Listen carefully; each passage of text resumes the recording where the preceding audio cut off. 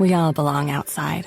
We're drawn to nature, whether it's the recorded sounds of the ocean we doze off to, or the succulents that adorn our homes. Nature makes all of our lives, well, better. Despite all this, we often go about our busy lives removed from it. But the outdoors is closer than we realize. With AllTrails, you can discover trails nearby and explore confidently. With offline maps and on-trail navigation, download the free app today and make the most of your summer with AllTrails. Millions of people have lost weight with personalized plans from Noom. Like Evan, who can't stand salads and still lost 50 pounds. Salads generally for most people are the easy button, right? For me, that wasn't an option. I never really was a salad guy. That's just not who I am. But Noom worked for me. Get your personalized plan today at Noom.com. Real Noom user compensated to provide their story. In 4 weeks, the typical Noom user can expect to lose 1 to 2 pounds per week. Individual results may vary. As dawn broke over the seven seas, the pirates of the Crimson Galleon set sail for adventure.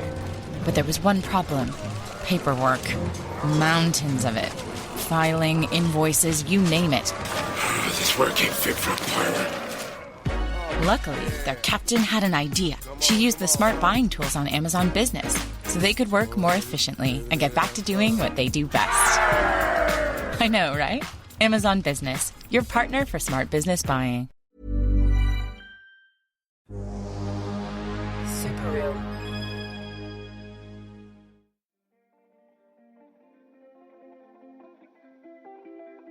Hey, I'm Julian Morgans, and you're listening to What It Was Like, the show that asks people who have lived through big, dramatic events what it was like.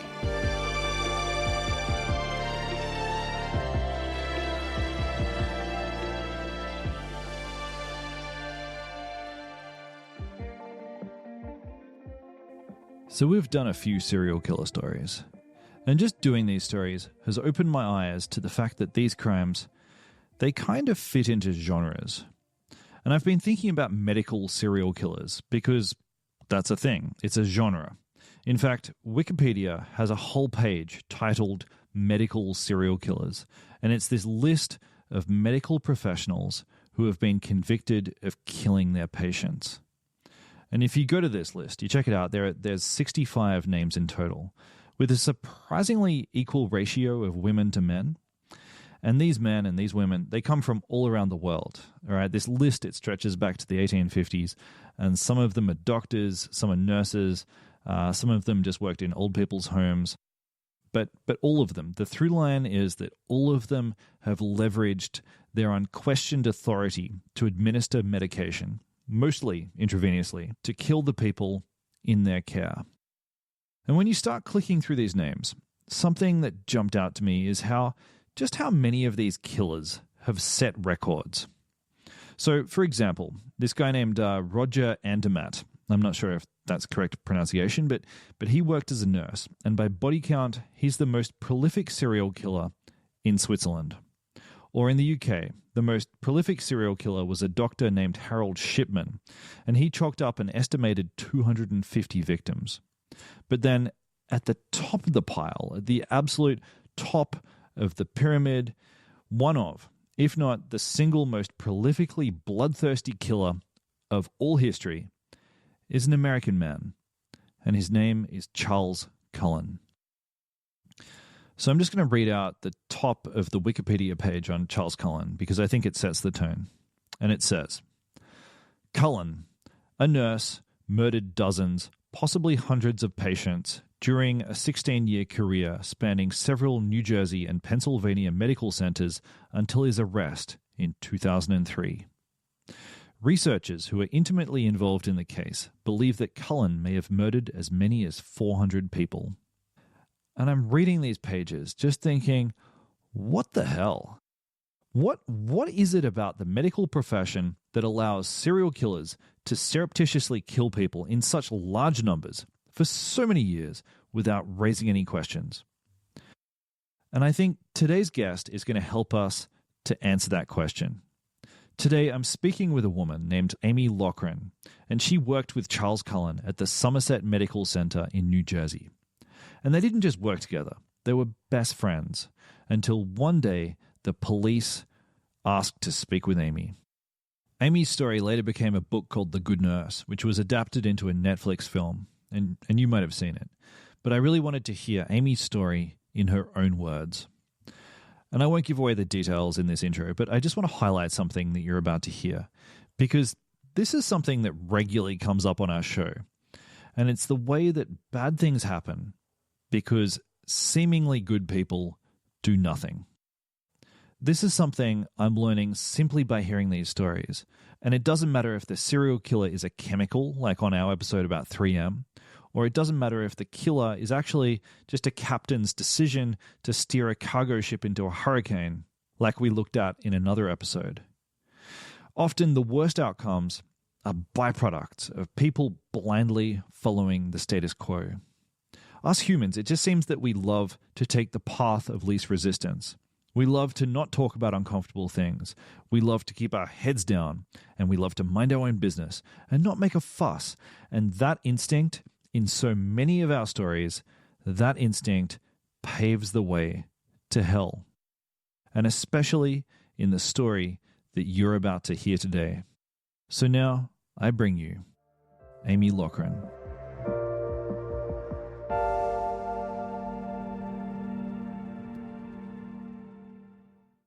Hi, Amy. Welcome to the show. Hello, Julian. Good morning. I know it's evening there, but I'm very happy to be here. I'm very happy to be here. Tell me about where you grew up. I grew up in a very small town, and it was a pretty cool place to grow up.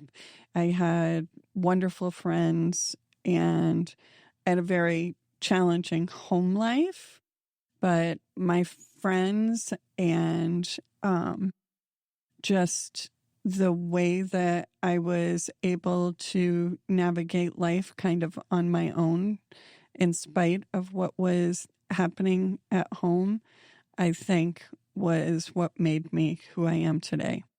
Okay. Can I ask, what were the challenges that you were facing at home? I was raised by some very young people. My mother was only 16. My father was 19 when they married. So we all kind of grew up together, and they made decisions that put us, and me and my brother and sister, in situations that were pretty harmful. And those challenges definitely affected my mental health throughout my entire life. I'm sorry. I'm sorry to hear that. Was there something in this experience that drew you to a career as a nurse and caring for people?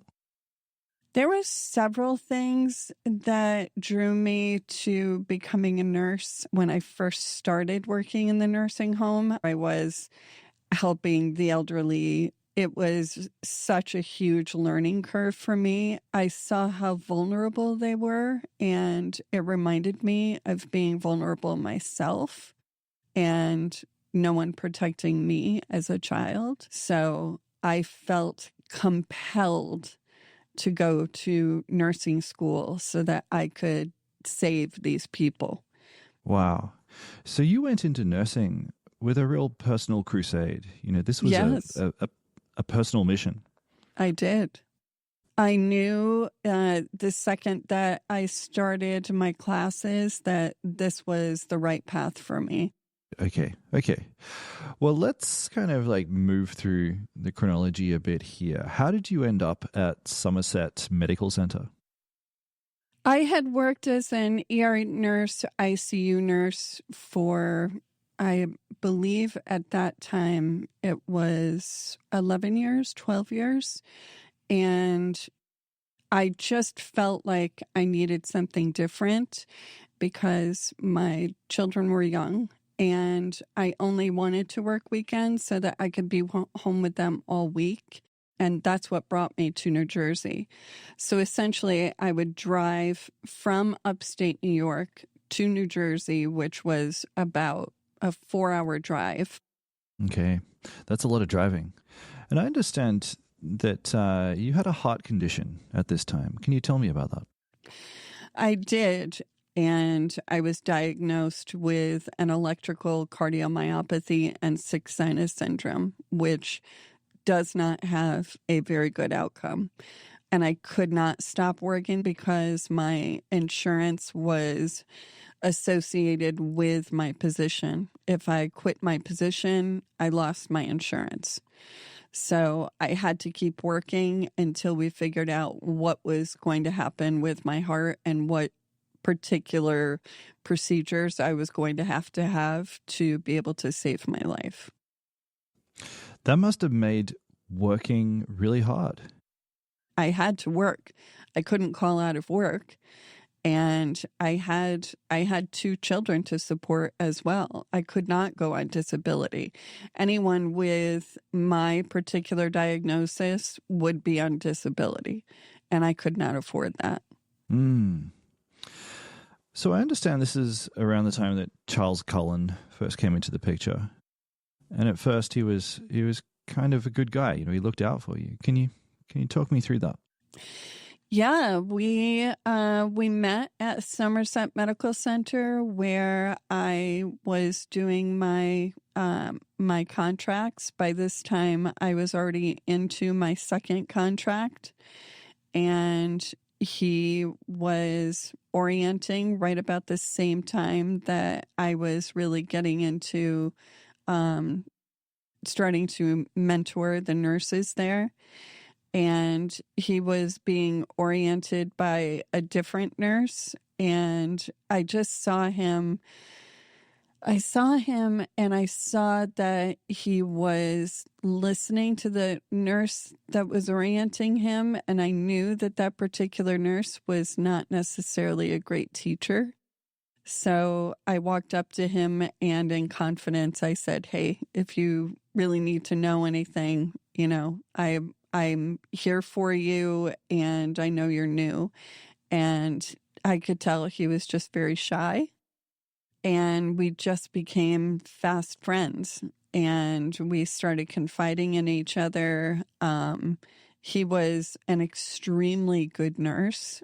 He was so smart, just brilliant. And during those times, we didn't have Google to look up our medications. We had little pocketbooks that we used to look up our medications, and he really was the person that we would go to instead of really worrying about bringing our pocket medication book with us. We would just say, ask Charlie. He always knew. Aside from his shyness, do you recall anything else when you first met? You know, was he clean or was he a little disheveled or tell me about his physical appearance. He was always in crisp whites. He did not wear scrubs. He did not like scrubs. He wore regular chino white pants and usually a white shirt with a cardigan over it. He would not wear scrubs. He did not like them. And always had a belt and his glasses. And when he would talk to you, he would take his glasses off and sort of fiddle with his glasses. And he was always very, very put together. I mean, it sounds like he'd look you in the eye. You know, there wasn't anything that would set off your alarms. He didn't always look us in the eye. He was, again, very shy. He was, I think he always looked like he was thinking, but it wasn't anything where you automatically go to, whoa, he's got some shifty eyes going on there. It wasn't anything like that. There were no alarms in my head. There were no red flags. He was very funny. And when we had conversations, I think more than anything, I thought that he probably had some depression going on, but so did I.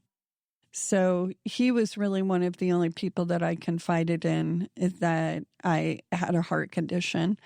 The other reason that I was secretive about my heart condition is that if I could not carry out my duties, which, having my particular heart condition, it would be a deal breaker for my contract, because they would be concerned that something would happen to me at work, and it would be, they could be liable.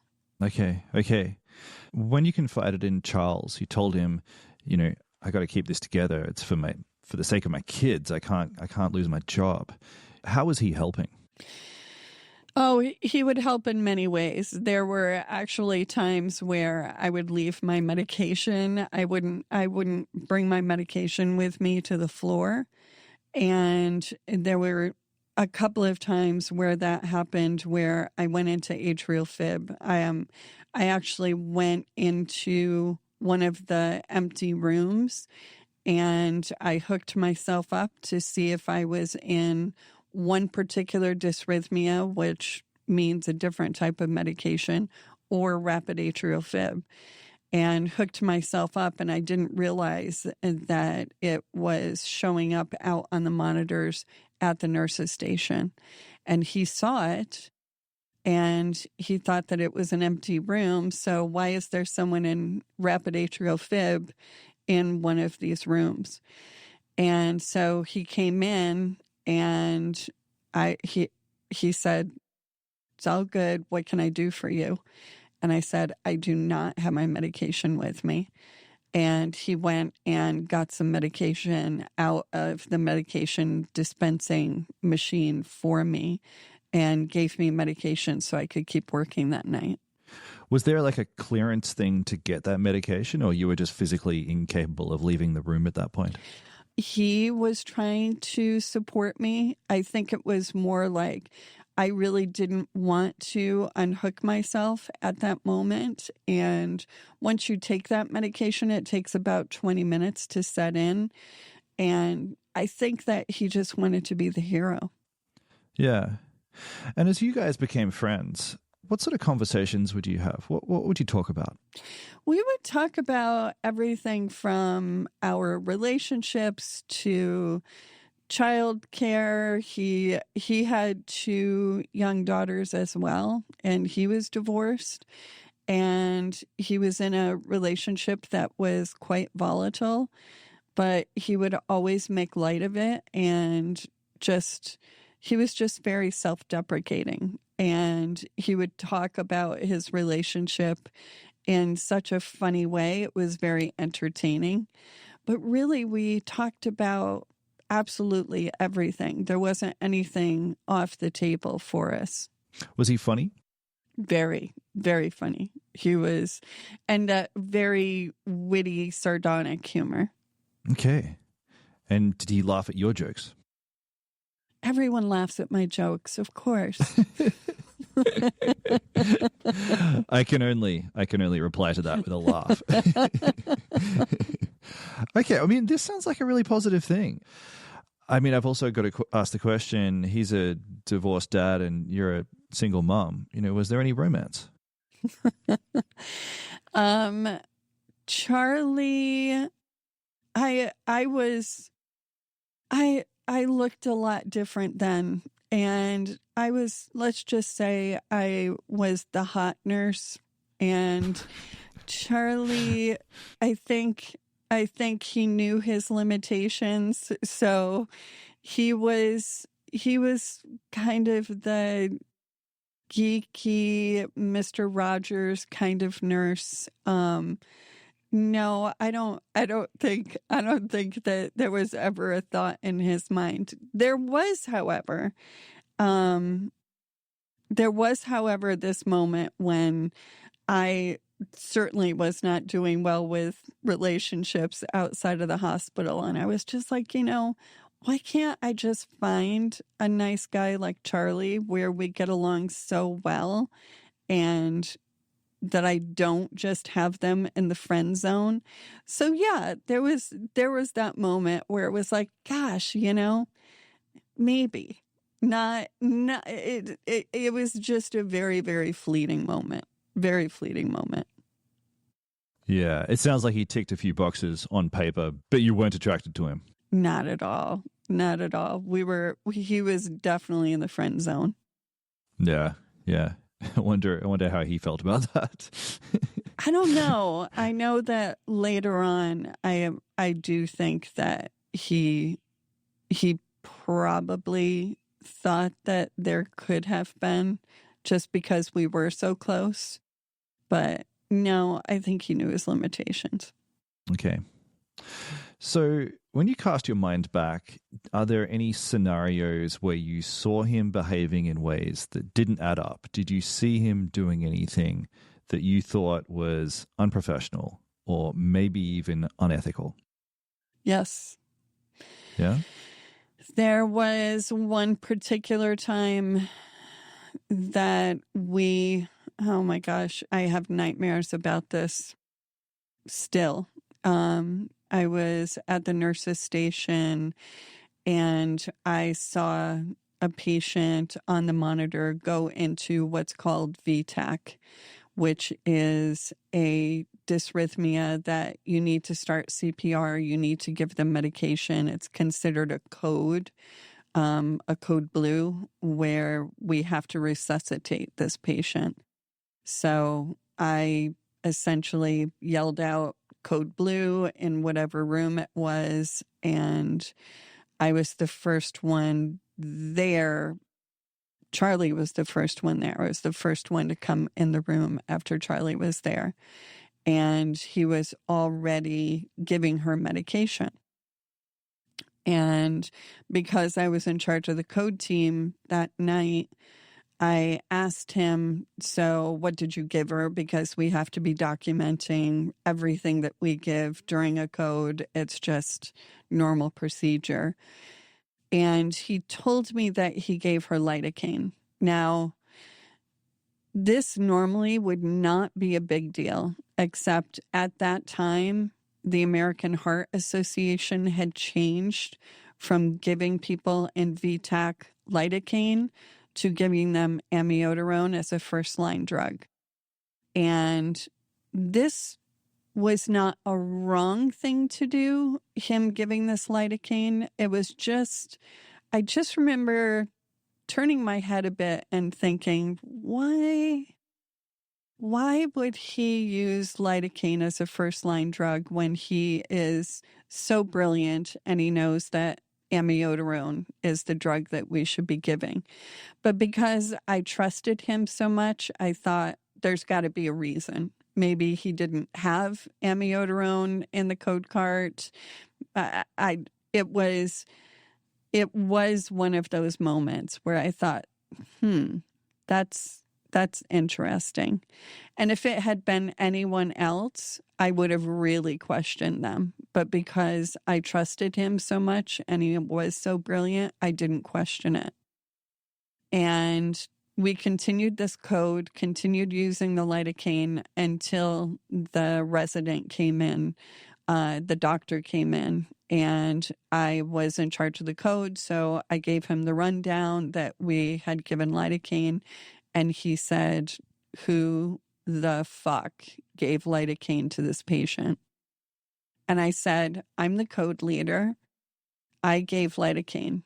Like that, I had to take responsibility for it because I was the code leader. Wow. And I knew that lidocaine was not the wrong drug to give. It's just not a drug that we were using at that time. It was an older drug. And he said, she's allergic to lidocaine. And I remember that just gut punch of, here we were giving lidocaine. Now I could lose my job. I could not only be reprimanded for this, but I could lose my job for giving lidocaine. This was a mistake. It was a huge mistake. I said, I don't need you to sign off on this. It's a perfectly acceptable cardiac drug. It's an older drug. We didn't know that she had an allergy. And after all of that happened, we did get her stabilized for the moment. She did eventually die. We did not save her. She continued to code, and most likely because of that lidocaine that Charlie had given. And after all of that happened, Charlie pulled me aside and he said, "Do not ever take responsibility for me. Do not ever do that." He said, "I should have taken responsibility for that. That should not have been up to you." So he was trying to, I know that he was trying to save me from taking responsibility for the things that he was doing. And even then, he was trying to protect me. I mean, let's unpack that a little bit more. Was he knew that he was on his own path. Was he trying to protect you from that path? Yes, absolutely. Yes. Okay. And how did this moment affect your relationship? We had multiple conversations about just the lidocaine itself. And of course, there were meetings after that. And I did not say that it was Charlie. I just said that when we started the code. But essentially, it was always that little niggle in the back of my mind that why did he choose lidocaine? But it wasn't this, oh my gosh, he's trying to harm her. It didn't occur to me that he was trying to harm her. That was the last thing that I was thinking. Why would you think that someone who is so close to you and that you respect so much, why would I make that leap from, okay, this happened, it was a medical mistake, to, gee, I think he's killing people? Yeah, that's a hell of a leap of That's imagination. a huge leap. Yeah. Well, he admitted, to 40 murders? They're the ones that he's admitted to. Did he seem to have an unusually high fatality rate? Did you notice this? I just noticed we were coding a lot of people, but we were in a very sick ICU. We had very sick patients. We had critical patients. And I had come from a trauma background. I had also come from a very high-end and very challenging ICU before I came to Somerset Medical Center. And we had a lot of patients. So those codes were not setting off any signals. Still, I was not. And embarrassingly enough, I did not see that there were signs that something was happening. Okay. It didn't seem to be anything unusual. No. It was part of the course. Yeah, we were in a very acute setting, and these people were skating on life and death situations. Yeah. And do you know how he was received by the other medical staff? Were there conversations about him? What was the body language towards him? They loved him. The doctors loved him. He was definitely the prize nurse in the ICU. Okay. So everyone shared your opinion that he was a brilliant nurse. Except for one. There was one particular nurse that had an interaction with him, and she shared it with me after the fact. This was 2020, when we had already been hindsight is 2020, not the year 2020. This was hindsight. She came to me and told me that he had actually threatened her to stay out of his way because she questioned him. Oh, really? Yeah. I mean, can you tell me that full story? I don't know the whole story. I just know that he was making some decisions and she walked in on him making those decisions and she questioned him. And he pulled her aside at the nurse's station and threatened her to stay out of his way. Yeah. Okay. I'm assuming in the course of a friendship, there's probably a few times where you guys have a few drinks together and you sort of share your secrets and your past. Did you ever feel like he came close to telling you? No. No. There was never a time that I felt he was going to confide in me until after. Okay. I mean, I guess what I'm asking here is, how well did you feel like you knew him? I felt like I knew him as a coworker. I did not feel like I knew him. And there is a difference between knowing people outside of work or meeting people outside of your career where you have a different type of relationship. Ours was a trauma bond. We were together in situations where it's like soldiers bonding. You're in life or death situations. You have to have each other's back.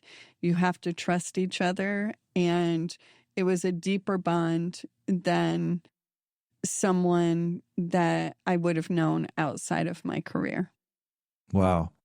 That's powerful. I don't think I've experienced that. I mean, I've never worked in ICU, never been to war. It's kind of a beautiful thing. It was beautiful. And his other best friend, actually, everyone called us the Three Musketeers. It was me and his other friend, Donna, who is still one of my best friends.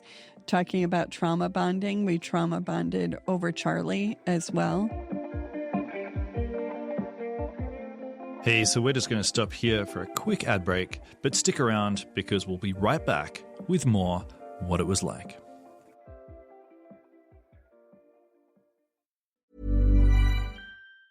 To get people excited about Boost Mobile's new nationwide 5G network, we're offering unlimited talk, text, and data for $25 a month. Forever. Even if you have a baby. Even if your baby has a baby. Even if you grow old and wrinkly and you start repeating yourself. Even if you start repeating yourself. Even if you're on your deathbed and you need to make one last call. Or text. Right, or text. The long-lost son you abandoned at birth. You'll still get unlimited talk, text, and data for just $25 a month with Boost Mobile. Forever! After 30 gigabytes, customers may experience slower speeds. Customers will pay $25 a month as long as they remain active on the Boost Unlimited plan. Forever! Need new glasses or want a fresh new style? Warby Parker has you covered. Glasses start at just $95, including anti-reflective, scratch-resistant prescription lenses that block 100% of UV rays. Every frame's designed in-house with a huge selection of styles for every face shape. And with Warby Parker's free home try-on program, you can order 5 pairs to try at home for free. Shipping is free both ways, too.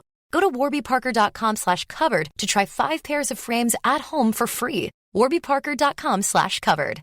As dawn broke over the 7 seas, the pirates of the Crimson Galleon set sail for adventure. But there was one problem: paperwork. Mountains of it. Filing, invoices, you name it. This work ain't fit for a pirate. Luckily, their captain had an idea. She used the smart buying tools on Amazon Business so they could work more efficiently and get back to doing what they do best. I know, right? Amazon Business, your partner for smart business buying. This show is sponsored by BetterHelp. So every week, there's certain things that I've just got to do because they make everything else easier. Even if I'm flat out, I always try to put in an hour of therapy because I find that I get rewarded with just so many hours of clear, confident thinking. And it's just like clearing a hole through the mess, through all the clouds, and I can see what's important and what's not. So I think if this sounds good to you, try out BetterHelp. It's the easiest way to give therapy a shot because it's all online. Just fill out a brief questionnaire to get matched with a licensed therapist, and you can switch therapists anytime for no additional charge. Never skip therapy day with BetterHelp. Visit betterhelp.com/whatitwaslike, and you'll get 10% off your first month. That's BetterHelp, HELP.com/whatitwaslike.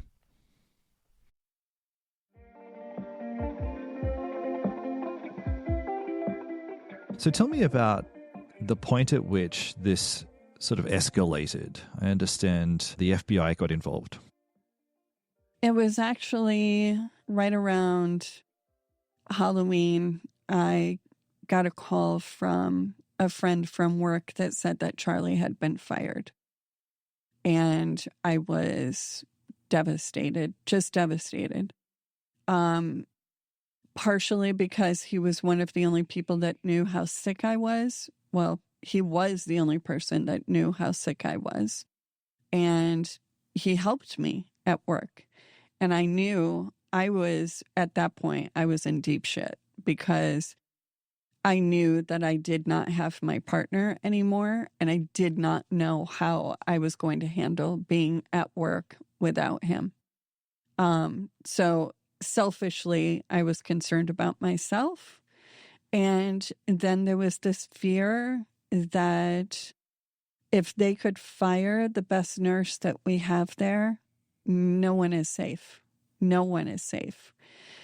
I could not imagine any reason why they would fire him, except that maybe there was a mistake that had happened and he was being used as a scapegoat. But I couldn't imagine any reason why he would be fired. So about 2 weeks later, I was told that there were detectives and that there was a police matter and that it had something to do with Charlie. So they started interviewing people, and then the fellow nurses, my colleagues, told me that they were asking a lot of questions about Charlie, and they were also asking a lot of questions about me. And that was really scary. And I was the very last person to be interviewed by the prosecution. Okay. So where did they interview you and what did they ask? The reason that they were asking so many questions about me is that I had been the only person who had talked to Charlie after he was fired. I had come into work after he was fired, and I called him from work because everyone wanted to know what happened. And Charlie had confided in me about why he was being fired. And he told me that he was fired because he lied on his application. And that was a year and a half prior, and it just made no sense. Why would they fire him now? Like, it just made absolutely no sense. I was absolutely so pissed off. I was so angry. So I was brought into this room by one of the representatives from risk management, one of the administrators, and I was coached before I went in there that I didn't have to answer any questions and to just stay on topic, just answer essentially yes or no, but to not be giving them a whole bunch of information, which was not okay. They should not have told me that. So when I went in, I ignored everything that the administrator told me. And I sat down in a chair across a table from this huge detective that was sitting there. It looked like he was kind of breaking out of his suit jacket, and big dude, really big dude. And I was not intimidated by him. And I just said, if you're going to start asking me questions about Charles Cullen, I said, I can tell you Charlie was the best nurse that I have worked with. You're barking up the wrong tree. This is a witch hunt, and there's nothing that you're going to get from me. So good on you, Amy. I mean, oh, God. You really, in retrospect, you were defending a serial killer, but at the time, you were defending the underdog, and I think that's admirable. Oh, God. I know that now, but at the time, oh my gosh, this detective, which was interesting because he did not see this as a negative. He saw this as I think this girl can help us. I think that was a crazy thought on his part, and he did tell me this afterwards, but he was very impressed by the fact that I was just being so tough on him. And so he thought, this girl's the one that's going to help us. So what did he ask you to do? So the administrator that was in the room with me, she had to leave for some reason, and the detective just took his shot and took a risk with me and showed me some evidence and asked me what I thought. And it was the printouts from the Pyxis, which is the medication dispensing machine that we had. And I looked at it. It took me all of 30 seconds of flipping through it to know something was really, really, really wrong. What did you see? The one thing that hit me the most was that there was one particular medication that is for blood pressure. It's nitroprusside. You give it for patients for their blood pressure, and you only use a tiny little vial to mix up a 250 cc bag, which is a small bag, to administer an IV drip very, very slowly. It's a deadly medication if you do not administer it properly. And I might take out one of those vials maybe once a month. I would take out one of those vials.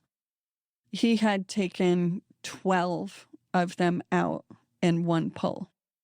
12. Wow. He wasn't hiding it. And I also saw cancellations on certain medications, and in these drawers, they come out like a cash machine, and the drawers pop open and you can pull medications out.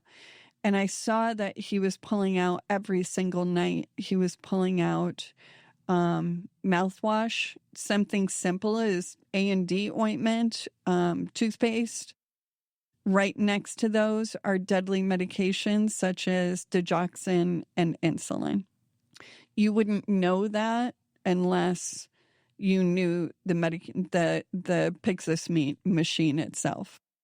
And I saw that he was taking those out at alarming rates. And so he was actually going into the Pyxis machine, making it look like he was taking out mouthwash and actually extracting digoxin or insulin. God. I mean, this is reckless for him because he must have known that this machine records all of the things that people pull out of it. So this seems just like such a kamikaze mission. So 2 things struck me.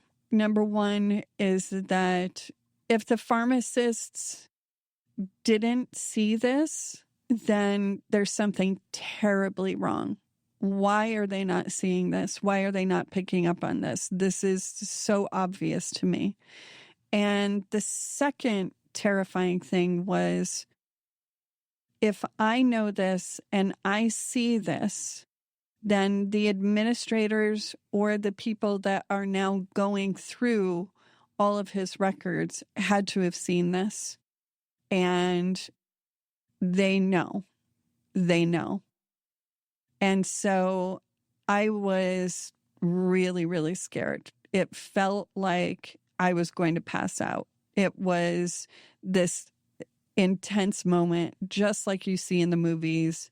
My vision started to come down to this pinpoint of just looking at this evidence that he had given me and realizing I was dealing with a murderer. I was dealing with not a serial killer at that time, but definitely a murderer. That there's no way that he would be taking those medications out just for the fun of it. There were obvious, sinister reasons to take out those medications. And so as I was looking at this, I know that my face changed, and I know that the detective saw it, and my administrator came back into the room, and I pushed the paperwork back to him. He never told me, don't tell anyone. It was just very obvious. He had shown me that when she wasn't in the room. And he then said, take my card, and essentially mouthed the words, will you help me? So from there, I started meeting with the New Jersey prosecution. Oh my God. I mean, you just mentioned that the pharmacist would have seen this. The powers that be must have turned a blind eye to what was happening here. So was another component of your fear and the turmoil that you're in at that moment, was it just sort of this sense that you were surrounded by bad people, or what was that? I think what I realized is that my life changed in that moment, that there was going to be no way out for me. I was trapped in between making sure that the hospital did not know that I knew, and also now, what if the detectives are looking at me? I've already told them that I'm protecting him. What if they think they've been asking questions about me? Are they suspecting me as well? So those were the things that were going through my mind at the time. And also the fact that I had just lost my best friend. Yeah. I just saw something that I adored this person, and to realize that this person was doing something so heinous, I could not grasp any of it. There was just too much happening. And yeah, I was in a state of complete and utter shock, truly in shock. Yeah. You didn't need this. This is sort of the last thing you needed. Yeah. You went well. You were doing night shifts. You had 2 young kids. And then to discover that not only is the world dark enough to have serial killers in it, but you've been working next to one. I would have felt pretty bleak in that moment, I think. Yeah. I went into shutdown, and I remember that I left there, but I don't remember driving home. I had dealt with so much, and this almost broke me. It almost broke me. Yeah. I can imagine. So talk to me about meeting up with the prosecution. So they drove all of the way to my house and in upstate New York, and we sat in my kitchen and in my living room, and they just put it all out on the table and put all of the evidence that they had out on the table and just asked me, to go through it quickly and just see if there was anything that jumped out. And I said, where are the Cerner printouts? Essentially, it was the blueprint of everything that he was doing with his patients. And the detective said, what are the Cerner printouts? And I said, all of the evidence that you need. Those are the medical records. And you can see timestamps on when he was in patients' rooms, when he was in patients' charts. You can see those things. And so obviously the hospital did not give them the evidence that they needed for this case. So they were either shredding it or they were just keeping it from them. And while they were in my home, I got a call from that administrator that had been in the room with me. So here I was with these two detectives in my home, and it was the old school phones that were attached to the wall. And we put the phone up to all of our ears, all three of us, so that we could hear what she was saying. And essentially she was coaching me to not talk to the detectives, obviously not knowing that they were right there. So they heard her coaching me to not speak to them unless there was a hospital representative with me. She was trying to scare me. At this point in the story, it's kind of like, of course, the American health system, their first reaction was, we got to hide our asses. Let's not assist these people. Let's not do the ethical thing. Let's just protect our bottom line.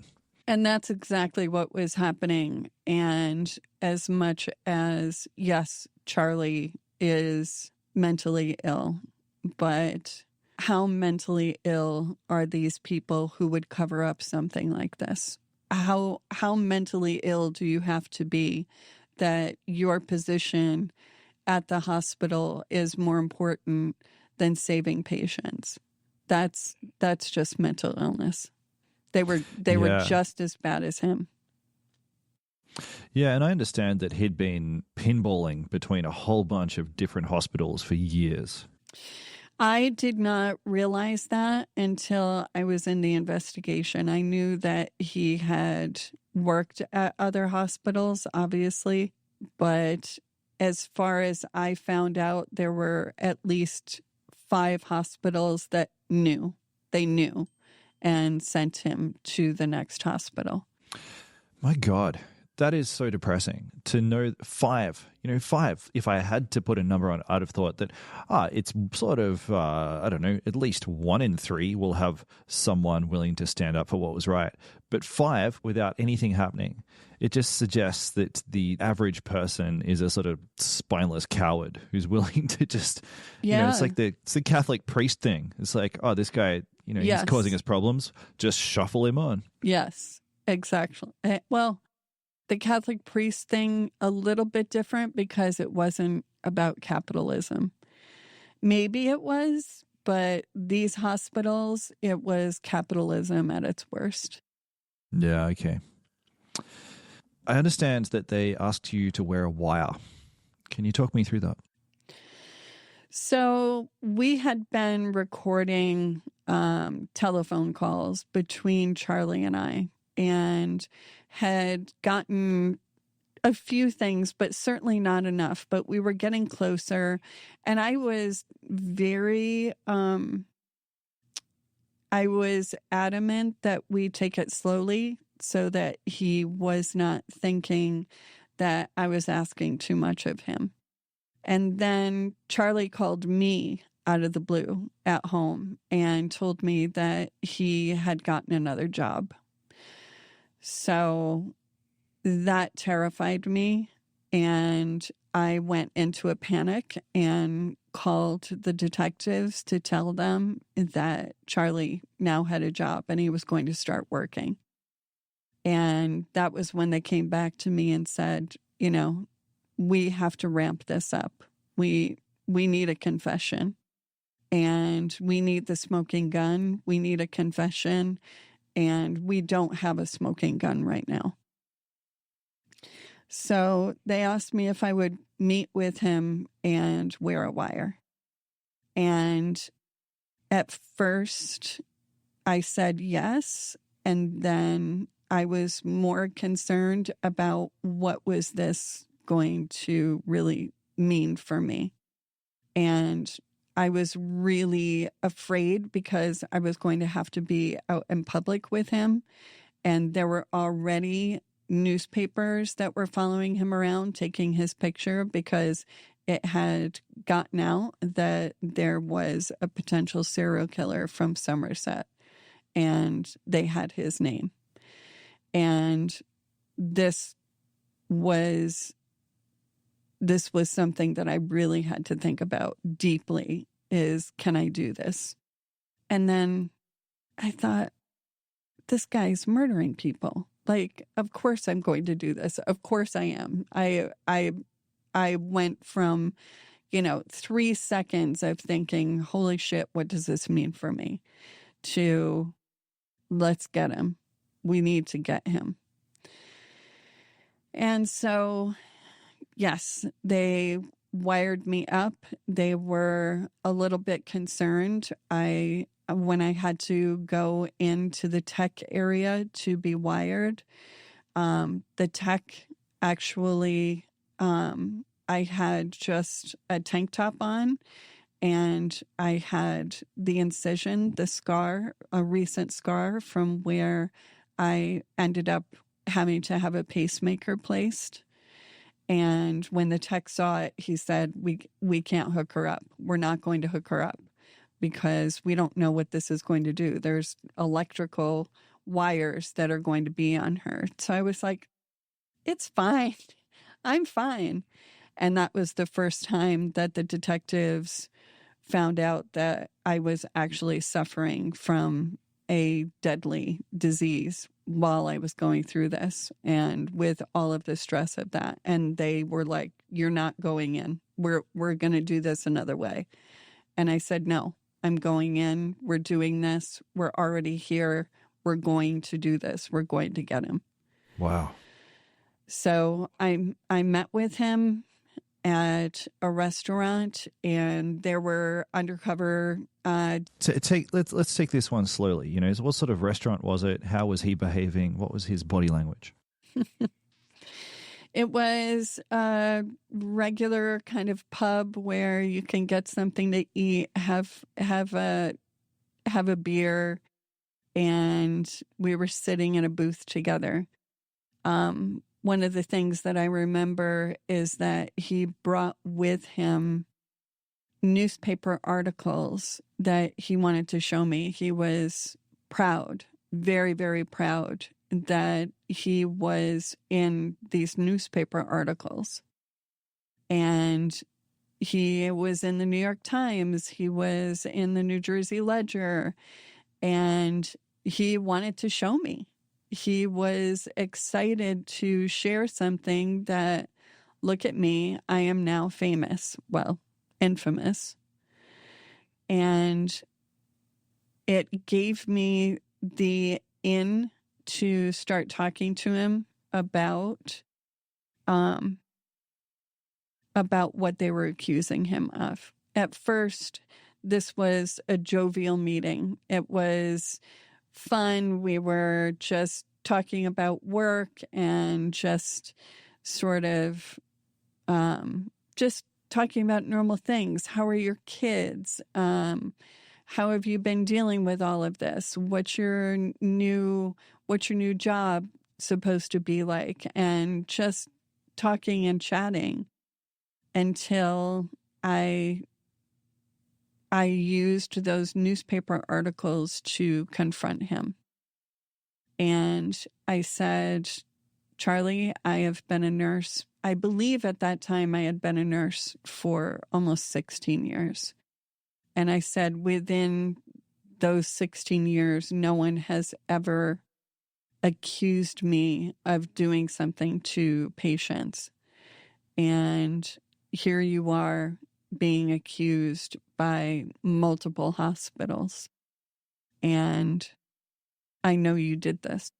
I know that you did this. I know that you were the person that hurt these patients. I know this.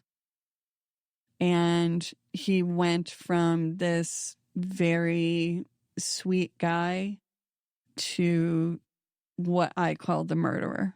His face changed. His eyes changed. One of his eyes kind of went off to the right. He sat back and he became very smug and very quiet, and said in this voice that I had never heard from him before. And he said, I'm going to go down fighting. I want to go down fighting. And unfortunately, the technology had failed, and that was not recorded. They did not get the confession on a recording. God. Did they get enough? They did not.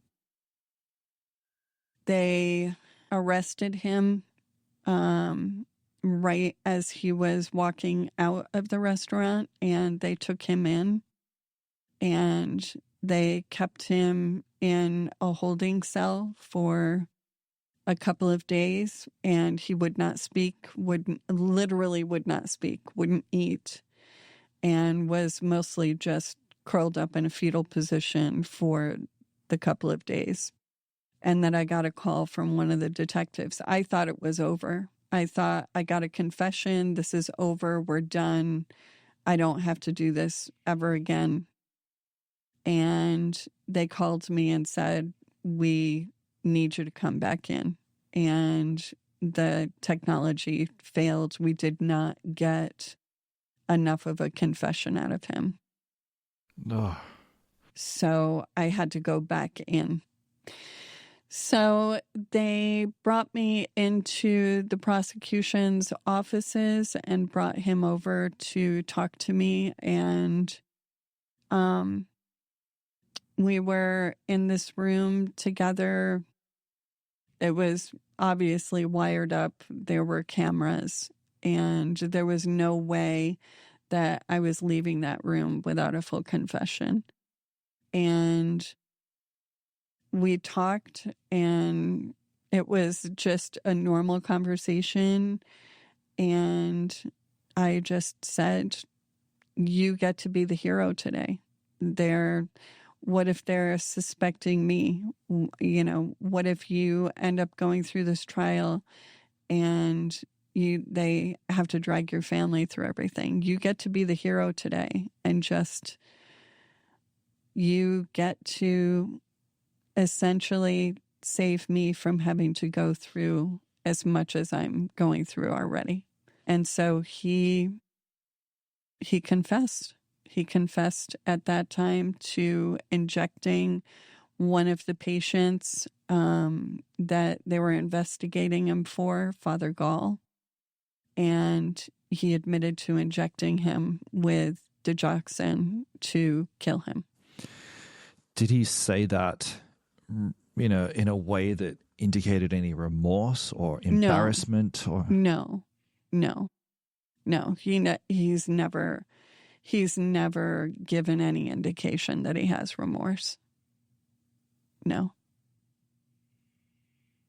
Well, I mean, when you first got a confession from him at the restaurant, you said that he went into this kind of killer mode. Did you see that character again when you were in the cell? Yes, absolutely. He changed again, very smug, very proud. You could see almost a smile on his face that he was finally saying everything that he had been holding in for probably 2 decades. So in that moment, what did you come to understand about his motivations? I didn't want to know. I wanted to believe that he was a mercy killer. I wanted to believe it in the worst way. I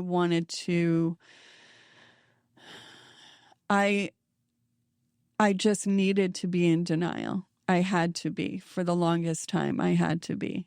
And I didn't want to think about him actually being this cold-blooded murderer, which he was.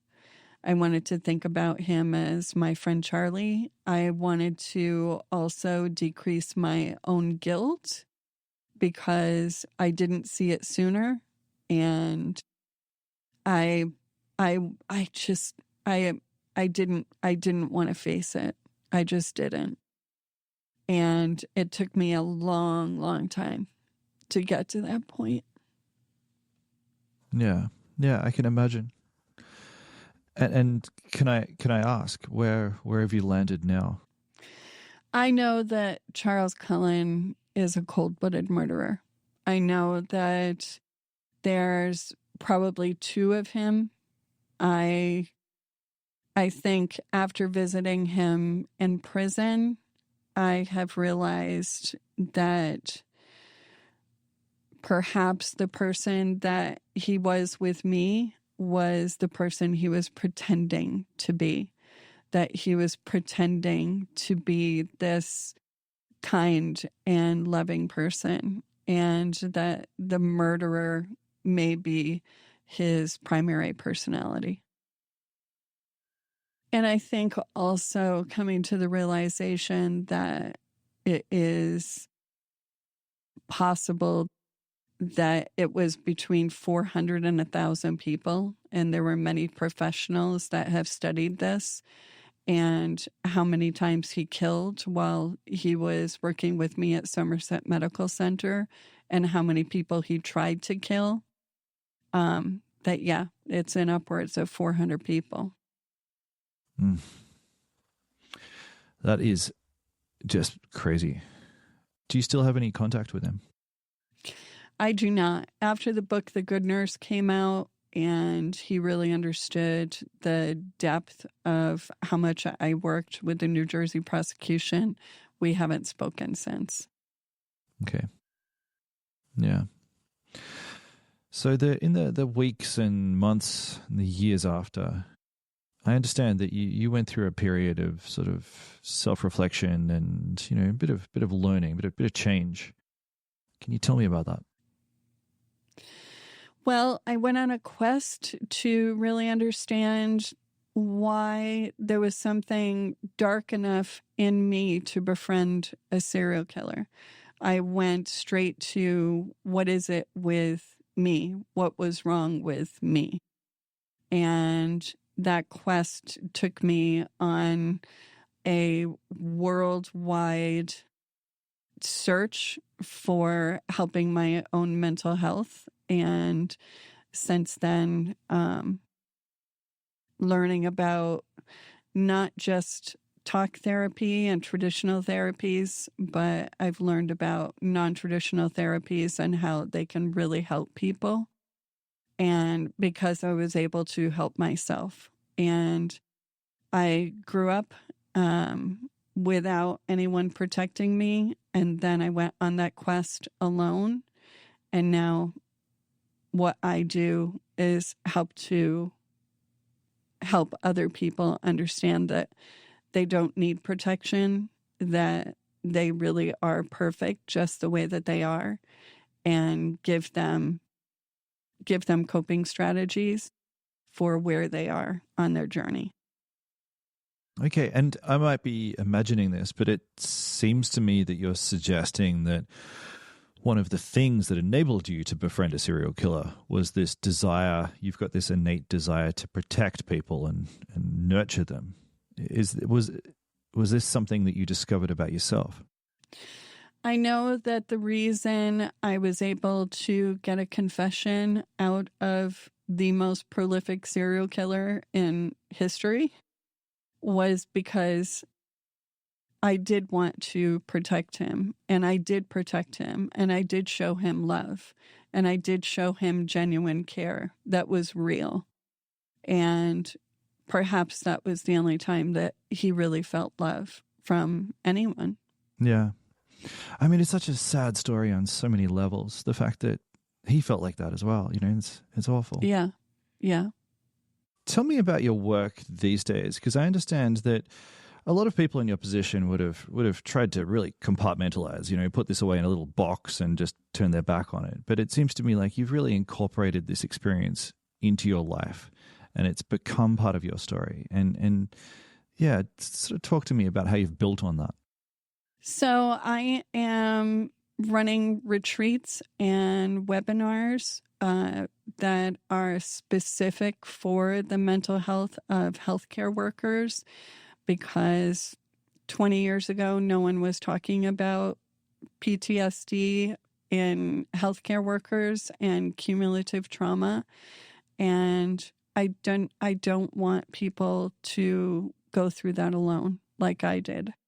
So I am offering different strategies for people and making it an all-inclusive retreat for people to delve into different modalities that they may not be able to find on their own. And I don't want them to have to go through a 20-year quest. They can spend a day in meditation with me and come out with a practice, or spend a week and be completely immersed in an experience that hopefully will change them and give them tools and mechanisms and techniques that will help their lives and make them more resilient. Okay.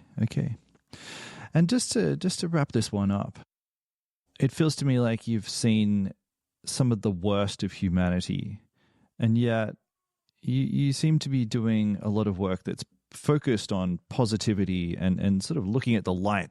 I mean, just explain to me that dichotomy. Well, isn't it just that yin-yang, that when you are standing in the light, the only thing that you see is darkness? So to be able to really understand the light is standing in the darkness and seeing the light.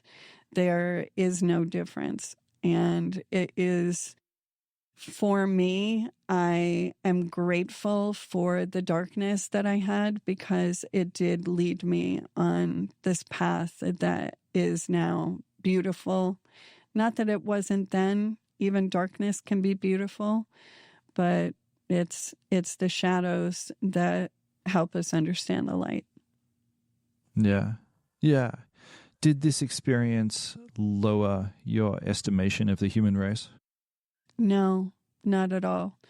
I think that people are flawed, and I think that we all have something dark within us. I don't think there's a person on this planet that doesn't have some darkness that they are either dealing with now or that they have dealt with. I think that darkness is just a part of us. And that journey, I think, is unique to every person. But the darkness is what brings us to the light. And I really believe that people are inherently good. Amy, I've loved this. Thank you so much for talking with me and sharing your story. It's been a really moving story, and I'm going to be thinking about it for a while. Well, thank you for having me. Amy is on Instagram, and you should follow her. She's Amy the Good Nurse, all one word. And if you work in the healthcare industry and you're interested in Amy's retreats and her meditation practice, you should absolutely check out mostimportantpatient.com. Again, that's all one word, mostimportantpatient.com. And before we finish up, I just want to really quickly address something that we gave inadequate attention to in the interview, and that is the victims. So most of Charles Cullen's murders went uninvestigated until his arrest, and that's simply because it was too difficult to distinguish them from natural hospital deaths. But after his arrest, he actually cooperated with prosecutors to avoid the death penalty, and he spent years reviewing case files with investigators. Most of his victims, they're over 60 years old, but I want to acknowledge that some, a very small handful, were as young as 21 years old, and they weren't terminally ill. We very deliberately didn't identify any victims today, but there's lots of them, and obviously, it is an absolute travesty. Please leave us a 5-star review on Apple and Spotify, and we'd love it. We would truly love it if you'd follow the show. And go and check us out on TikTok. We are at What It Was Like Podcast. That's @ What It Was Like Podcast. And we've got the same handle on YouTube. Today's episode was produced by Rachel Tuffery. It was mixed by Jimmy Saunders, who also did our theme music. Darcy Humphreys is our intern. Our cover art is by Naomi Lee Beveridge. And this whole thing has been a Super Real production.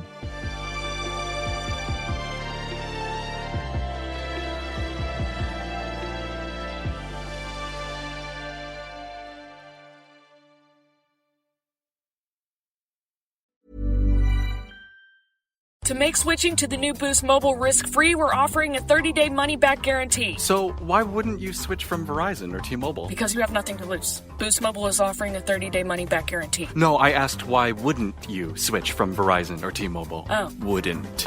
Because you love wasting money as a way to punish yourself because your mother never showed you enough love as a child? Whoa. Easy there. Yeah. Applies to online activations. Requires port in and auto pay. Customers activating in stores may be charged non-refundable activation fees. As dawn broke over the seven seas, the pirates of the Crimson Galleon set sail for adventure. But there was one problem. Paperwork. Mountains of it. Filing, invoices, you name it. This work ain't fit for a pirate. Luckily, their captain had an idea. She used the smart buying tools on Amazon Business, so they could work more efficiently and get back to doing what they do best. I know, right? Amazon Business, your partner for smart business buying.